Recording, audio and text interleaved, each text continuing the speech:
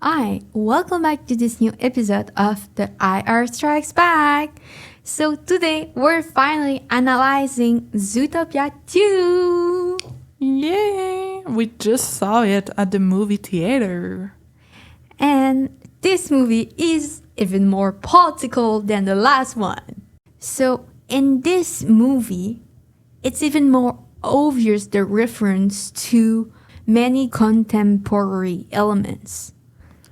Just for an example, when they go to the police chief office, we saw on his wall some frame with some first page of journal. And the headline of the journal used the same calligraphy of the American journal, for example, the New York Times. It's very clear that the idea behind using it is to make us think about the New York Times. Not only that, they don't go on Google, they go on Zoogo. Also, there's something called Tube where they watch a beaver talking about reptiles. And this Zootube is clearly a reference to YouTube with the almost same logo of YouTube. It's actually the old logo of 2010-ish. And just to remind you, Google is part of the GAFAM. So Google, Amazon, Facebook, Apple, and Microsoft. So with these elements, there's no more doubts about the fact that Zootopia is clearly mirroring our world, our current era. When they were driving to go somewhere, we saw a sign saying New Jersey. Guys, it's New Jersey. And there's also the fact that when they're going to the sand biome, there's a festival. What festival happens in the desert? Coachella. The last example to confirm this is the book they gave to Judy and Nick. It's about dummies. When they go to group therapy for dysfunctioning partners, they gave them a book about how to deal with a different partner for dummies. I don't remember the exact title, but you know what I'm talking about. The book have the same color, the yellow and the black, and the same calligraphy of the real book for dummies. We have thousands of books about how to use Microsoft for dummies, how to take pictures for dummies. How to learn Japanese for dummies. There are several examples of that. And here it's referred, and even at the very end of the movie, we see one of the Lynx having it in its hand and trying to connect with his dad. There's also clear signs that Zootopia is not only mirroring our era, but specifically the US. In the first minutes of this movie, we're told that the Lynx's family is a very influential family that is living in the tundra biome and that they're going to expand the biome.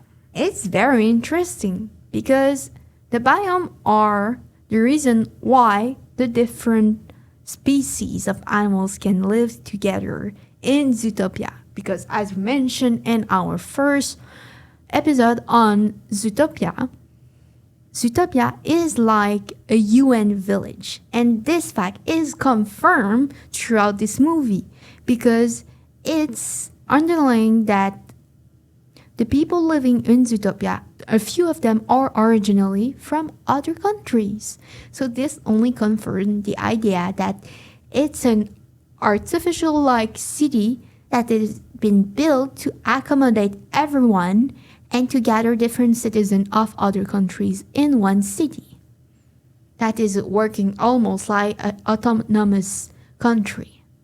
So, this Lynx's family is exhibiting all the traits of a billionaire family.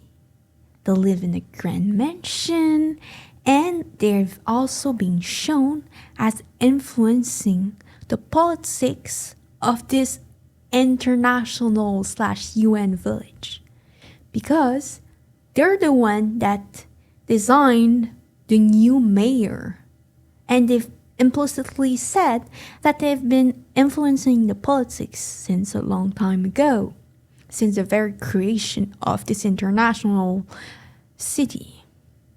And this makes us think in a very constructivist way of seeing things that with the globalization of economy, there's a multiplication of actors on the international scene that have been influencing international politics and national politics that are not states, that are not elected and not governments, and these are the billionaires. Just for example, the CEO of Walmart have the same GDP of African country.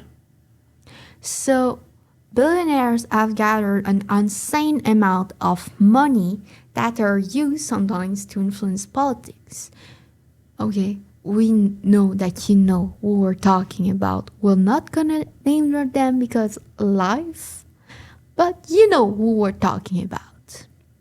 And it's very, very clear that their money is used as leverage to influence politics. They're threatening the new mayor of Zootopia by asking him, did we choose the right person? And there is a person that has been shown to be in a similar position. And that's the current president of the US.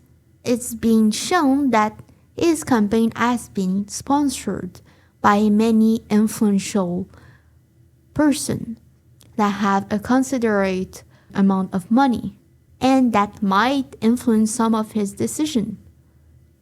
Like here. And it's very funny because the new mayor of Zootopia is shown to have beautiful golden locks and to have been previously a TV show star. Talking about celebrities, Gazelle. Yes, we talked about her in our first episode about Zootopia, but in this second movie, Gazelle is very representative of Taylor Swift. And it's not only representative of another pop icon due to her outfit. For the Swifties, you remember during the Eras tour, Taylor Swift has many outfits, and Gazelle has almost the same outfit of our midnight era. So yeah, Gazelle is a mix of Shakira and Taylor Swift. Now it's canon, guys. And it's even more canon when you see, if you've paid attention to Gazelle, what happens around the end of the movie. She helps Gary and Judy escape the Zebra brothers. And she does it because the Zebras brothers have pushed her dancers, her tiger dancers, at some point in the movie. But here, Gazelle is not only used as a reminder of Shakira and Taylor Swift, it's used as the representation of the different actors of pop culture that have been shown to step up and state their political opinions regarding the politics in the US. Taylor Swift and Sabrina Carpenter have been shown to refuse that their songs are used by political parties to send message, to make reels, to promote their point of view. More recently, Billie Eilish called out the Billionaire on her IG about not giving donation for the people who need food. And there is also the fact that nowadays pop culture is used as an universal language for resisting the governments. So if you don't know, Lawrence and I, we did an article on Gen Z movements. It's in French, but you can translate it. Go check that out. The link will be in description. Popular culture is used as a way to communicate that people need to resist the oppression of the government. And here the fact that Gazelle defends Judy and Gary, which are wrongly accused of committing crimes by the regime of this new mayor, is very representative of the current opinion of most of the artists in the US right now and other actors of American pop culture in general. And there's also the fact that if you look at the colleagues of Judy and Nick, you see that most of them are wearing a uniform. Except for Judy and Nick, because they're the main characters, so they need to stand out. And we know that they're making a lot of infiltration and disguise missions. So that's logical. But another pair is shown not to wear the uniform, and it's the Zebra Brothers. And who doesn't wear a uniform but makes arrest? You know. So it's very clear that this is super duper political. Even more political when you know that the main story is not only about the Lynx's family, but also Gary's family, the snake, which are actually the real creator and founders of Zootopia.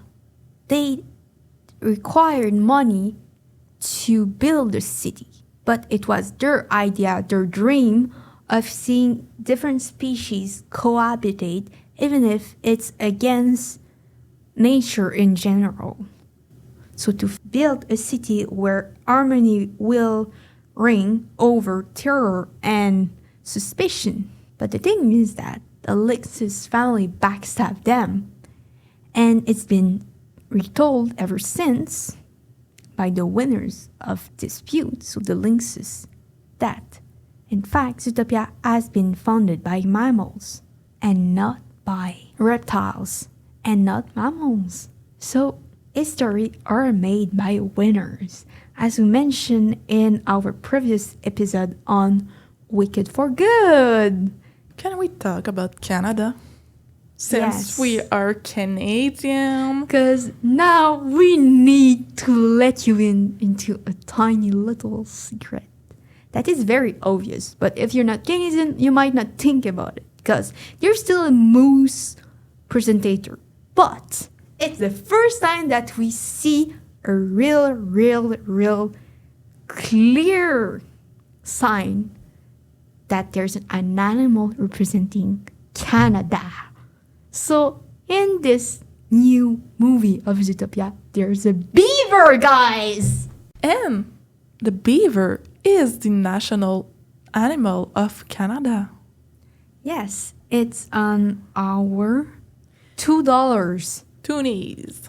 So as we mentioned in our episode on Turning Red and Blackberry, it's very rare that Canada is as clearly represented in pop culture. Even if we're behind the scene, we see you and we help make all the blockbusters in the US actually, or even contributes to project in France. The beaver. It's clear that it's Canadian because it's friendly, it's wearing red at some point, and it helps Judy and Nick regardless on the fact that it might make him an outlaw. And it's shown to not only be kind to mammals, but also to other water animals. It's shown to understand the way in which it should address the other species. And it's also implied that it's for interspecies cohabitation. And it's also shown that when it's serious, it can be not only resourceful, because let me remind you that it made a key out of wood to free them from their cells.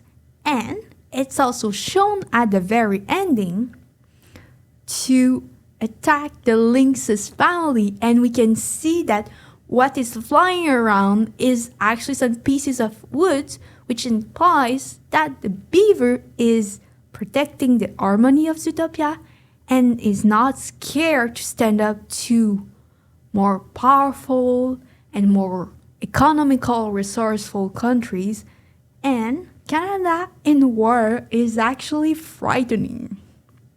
It's a fact, but people doesn't seem to remember it or to know it. Even if history are made by winners, like Canada helped win the Second World War and probably supported enough the US to say that it helped win the Cold War. So, Canada is actually very frightening during wars. Yes, we might seem like innocent little beavers, but the thing is that during the First World War, Canadian soldiers exploited several truces to send hand grenades in the form of corned beef into German trenches. But the thing is that the Germans believed that it was really corned beef, but it wasn't.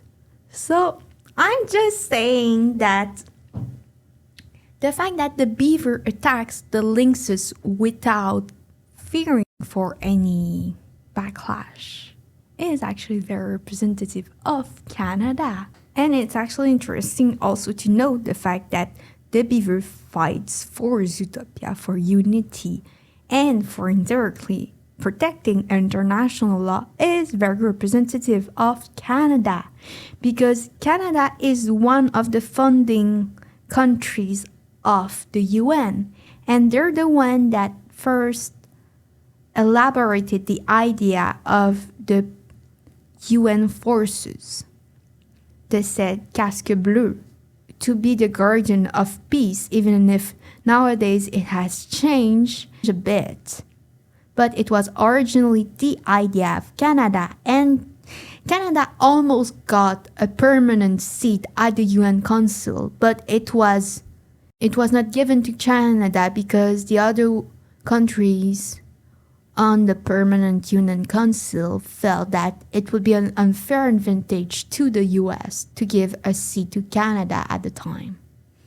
And it's even more representative of Canada because at the very end, when Robert Lynx is trying to end and destroy this shameful secret of his family regarding the foundation of Zootopia, it uses the venom of Gary to poison / lead to their death Judy and Nick, and also the beaver. And it's very funny because when Robert approached the beaver, it's like, oh, yes, Judy sent me. And the beaver doesn't suspect a thing before it's stabbed. And it's funny because the beaver says, I should have seen this coming. This might be more representative of our current situation right now. We did notice Attaquent. Once again, Hollywood has decided to rely on Kpop to enhance the influence of their movie. Yeah, its presence is very subtle, but it's there. And it's canon.